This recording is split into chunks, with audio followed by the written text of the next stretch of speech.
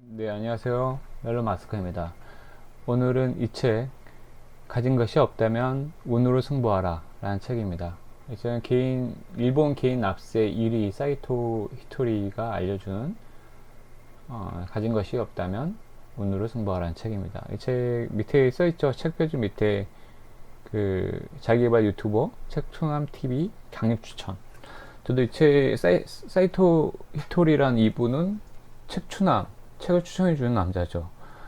그냥 추남이 아닐까요? 이분 영상을 들었는데 저한테 올해 가장 큰 영향을 줬던 사람들 중에 여러 명 계시거든요. 하나이다. 사실 가장 큰 영향을 줬던 건 주식을 시작하게 했던 조니 대표님이시고 존경합니다. 제가 몇 번 디스 영상도 했지만 무조건적인 장기 투자는 아니다. 그런데 그분의 사고방식이나 이런 거는 사실 인정을 하고 존경합니다. 그리고 주식을 시작하게끔 해줬던, 그러니까 부정적인 인식을 없애줬던 분이기 때문에 정말 존경합니다. 첫 번째고, 두 번째는 책추남. 그 와중에 그냥 주식 투자 말고도 인생을 전반적으로 어떻게 살아야 되냐라는 생각을 좀 고민이 많이 빠졌을 때 그냥 긍정적으로 사세요. 맨날 웃으세요. 라고 하는 책들은 되게 많고, 열심히 사세요. 저는 약간은 긍정적으로 사세요, 웃으세요 라는 거에 대해서 약간은 공감을 약간 못했어요. 그러니까 오히려 불교에서 말하는 인과응보처럼 열심히 살아야지 아부도 좋게 나온다 라는 거기에 지금까지도 공감을 하는데, 그러면서 어떤 생각이 드냐면 너무 열심히 사니까 삶이 좀 뭔가 잘 안 돌아간다라는 생각? 좀 너무 무료하다? 우울하다?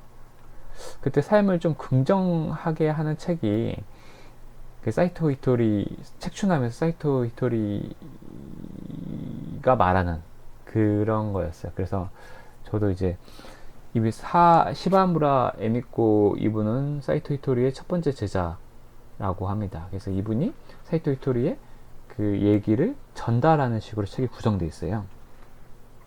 그래서 너무 재밌는, 그래서 샀어요. 그냥 저도 이제 책주남 TV에서도 일부 발췌해서 읽어드리는 걸로 알고 있는데, 저 또한 목차를 딱 보고 여러 가지 정말 좋은 내용들이 많이 있는데, 그 중에서도 요새 제가 투자 영상도 많이 올리지 않습니까?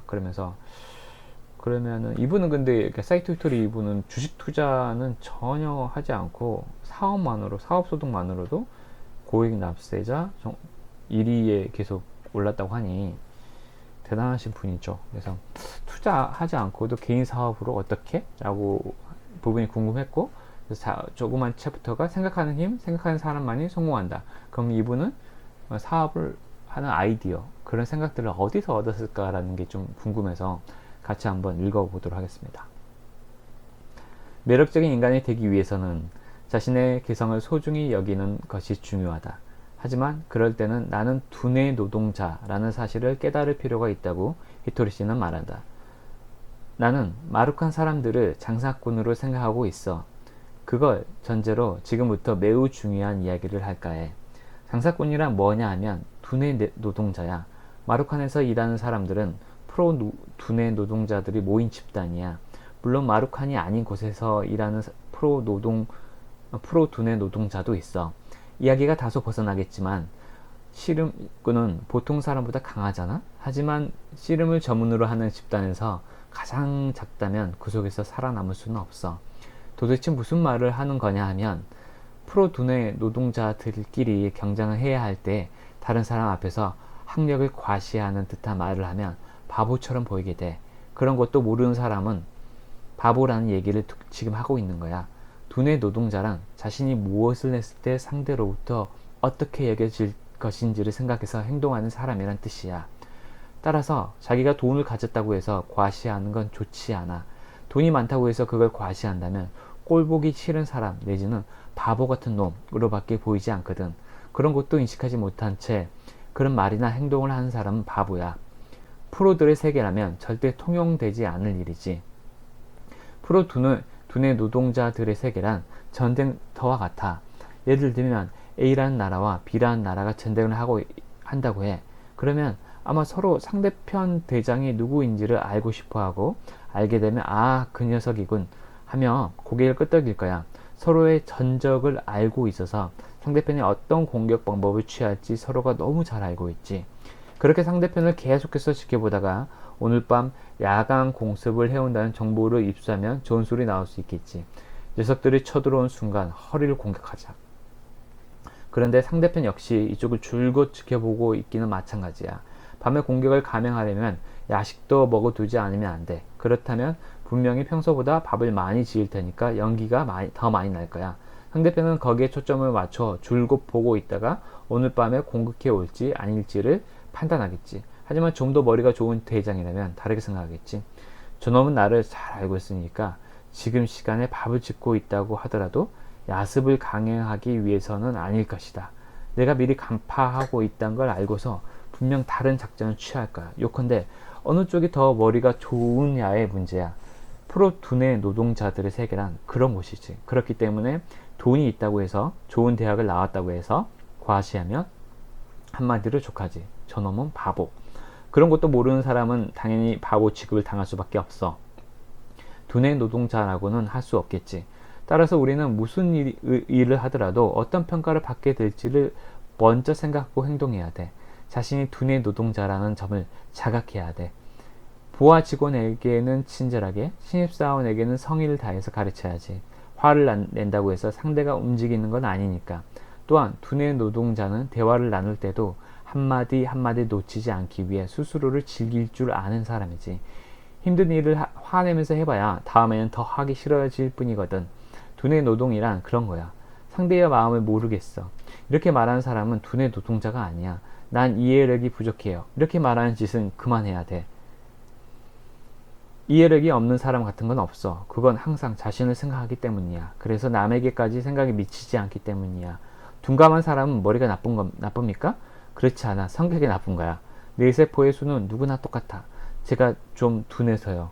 그건 둔감한 게 아니야. 다른 사람의 마음에 대한 배려가 없는 거지.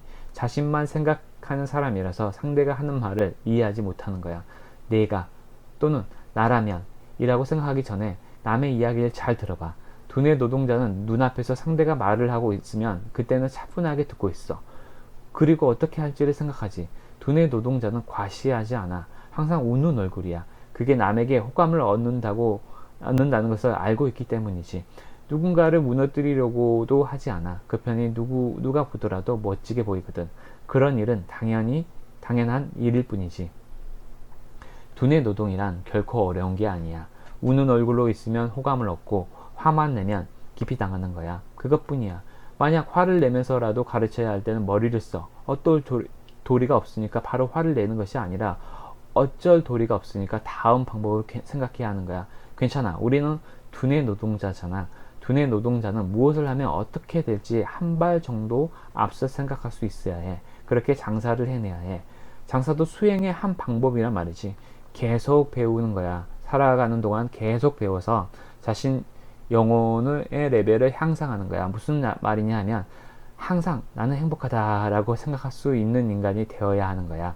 그러면 어떤 상황에서도 행복해질 수 있어. 그리고 그럴 수 있다면 자기 주위에 있는 사람에게도 애정을 쏟고 행복을 나눌 수가 있지.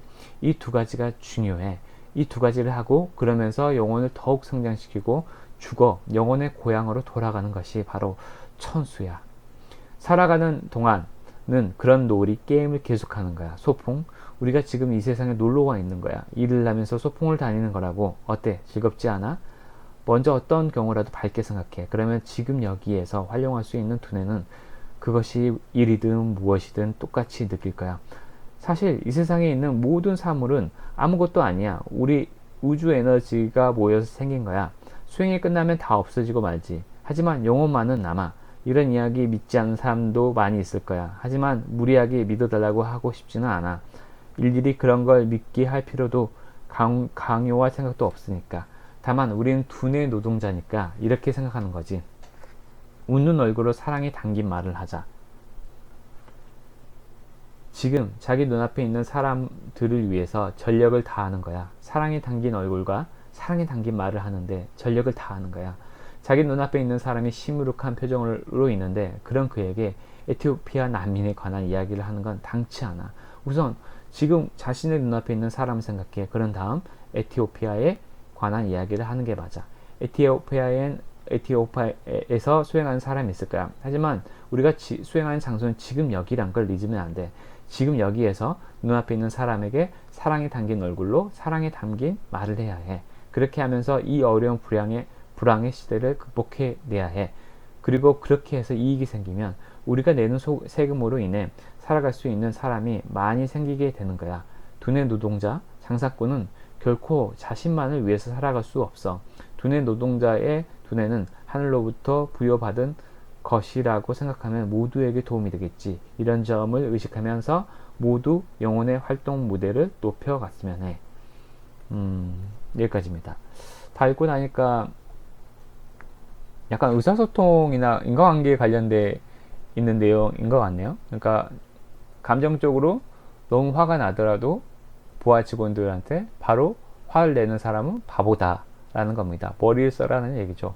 내가 화를 낸다고 그래서 상대가 기분 좋게 받아주는 상대는 아무도 없다. 이거는 누구도 알고 있는 거고 본인도 알고 있는 건데 사람은 그렇게 행동하지 못한다는 거죠.